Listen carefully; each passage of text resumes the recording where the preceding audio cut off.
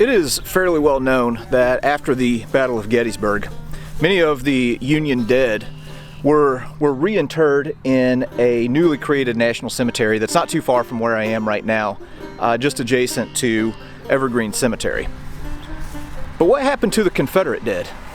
Well, many of them were buried in the exact spots where they fell in hastily dug graves in places like this one right here on the Abraham Bryan farm. And it wasn't until the early 1870s that an effort was made to come back to Gettysburg and to dig up the bodies of these Confederate dead and reinter them in different cemeteries throughout the South. So today, we're going to be leaving Gettysburg. We're going down to Richmond, Virginia to see one of the places where many of the Confederate dead of the Battle of Gettysburg ended up.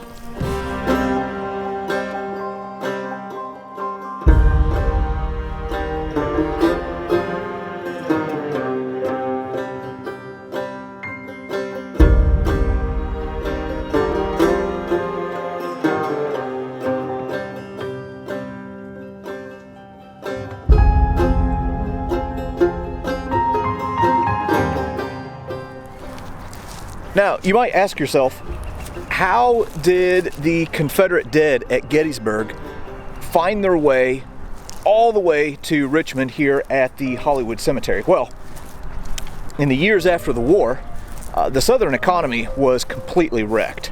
So many families couldn't afford to have their loved ones exhumed and reinterred at, family cemeteries or family plots or things like that.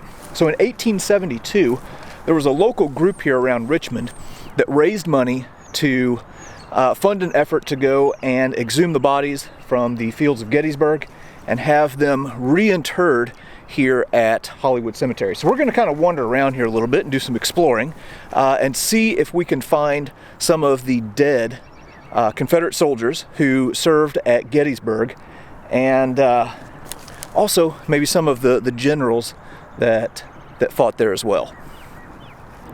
Before I move on, here's something that I just came across that is really worth mentioning. This is a plaque to one Dr. Rufus Benjamin Weaver. Now, after the war, his dad, Samuel Weaver, who had been tasked with retrieving the Union dead, was put to the task of retrieving the Confederate dead. But before he could get to it, he was killed in a railroad accident. So the work went to his son, Rufus Weaver. He was paid $3.25 for each body that was exhumed and shipped south. So there was a lot of work done to, make sure that they were getting a Confederate soldier and to identify them. And says he exhumed and sent south the remains of 3,320 soldiers. 2,935 came to Richmond. And then whenever the bodies were returned, Major General George Pickett would meet each shipment and then lead a procession of old veterans, dignitaries, and Richmond citizens following the dead here to Hollywood Cemetery. And they were laid to rest in a place just behind me called Gettysburg Hill.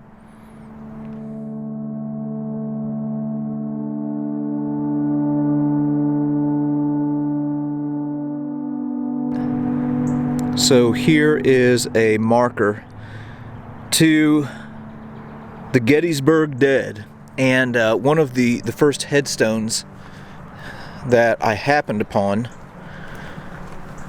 was this one right here, to one Jefferson B. Jesse from Company E of the 37th Virginia Infantry, and he was the color bearer on Culp's Hill. Here's another one to an Isaac Newton Carnes from Company H of the Uwharrie Boys. I don't know if I'm mispronouncing that correctly or not. 38th Regiment, North Carolina troops. I'll be honest, I don't really know what that is. And let's see if we can get down there and see. Looks like on July 24th is whenever he died. So that could have been wounds sustained in Gettysburg, and then he just died later. Here's one for a Captain John McCain of Company I of the 52nd North Carolina, who died on the first day of the battle. Here's another stone marker to the dead here at Gettysburg, and here's another marker that I just came across that I found interesting. This one says, among the Confederate soldiers' graves in this area is the probable resting place of Brigadier General Richard Brooke Garnett, CSA, who was killed in action July 3rd, 1863, as he led his brigade in the charge of Pickett's division on the final day of the Battle of Gettysburg. So he was first buried on the battlefield, and then his remains are likely among the unknown or misidentified here on Gettysburg Hill at Hollywood Cemetery. And then here is another marker that is all too common here at Hollywood Cemetery, and that is a marker to the unknown dead. Just the sheer task of having to identify everybody was, well, it was impossible.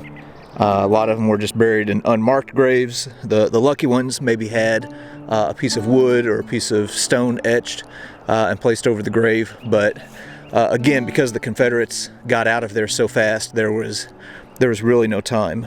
But they did what they could. And then here's a close-up look of what a lot of these Confederate markers look like. Just stones in the ground with a number and CSA. That's the final resting place of some soldier from Gettysburg.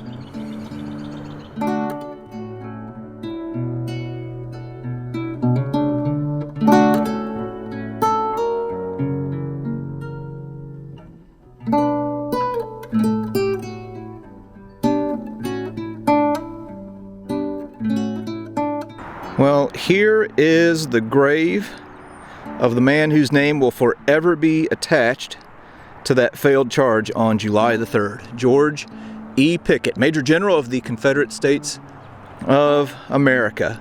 Now, Pickett, of course, did not die on the fields of battle at Gettysburg. He died after the war in 1875, and surrounding the memorial that they have over Pickett's grave, they have, some different metal plaques that talk about where he served, like Fredericksburg, Gaines Mill, of course Gettysburg, Cold Harbor, Sailor's Creek, and then they also have some other metal plaques talking about the different brigades that served under Pickett.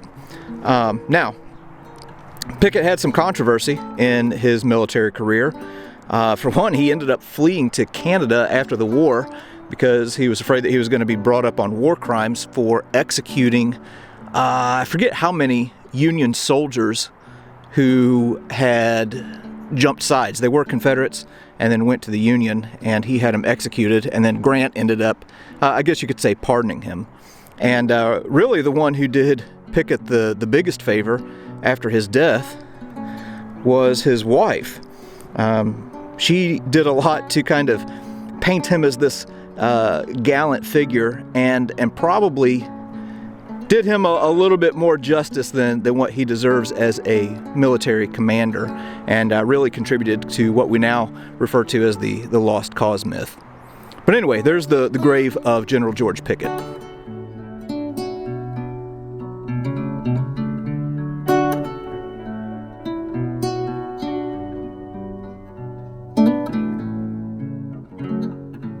All right, so got one more general who fought at the Battle of Gettysburg, whose grave I want to show. Now, he didn't die at Gettysburg, but he did die a year later, and his grave is not with the others because he was buried here immediately after his death in 1864.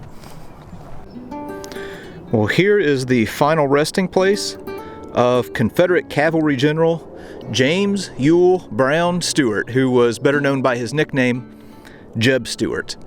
Stewart was known for having a bit of a cavalier image that he cut for himself, and was in a number of engagements. He was at Manassas, he was at Fredericksburg, Chancellorsville, Brandy Station. Of course, it was at Gettysburg where he made his famous ride around the Union Army that left General Robert E. Lee blind. And where he met his end was on May 11th of 1864 at the Battle of Yellow Tavern. The Confederate cavalry under his command were moving to take a hill and push Union troops off just north of Richmond. And as the Union troops were retreating past him, a private by the name of Huff, who I think was from Michigan, turned and fired his .44 caliber pistol. It hit Stewart in the left side, exited out his back, and he died the next day. And reportedly, his last words were, "I am resigned. God's will be done." And it was said that Lee afterwards couldn't even hear his name without crying. But anyway, there's the final resting place of Jeb Stewart.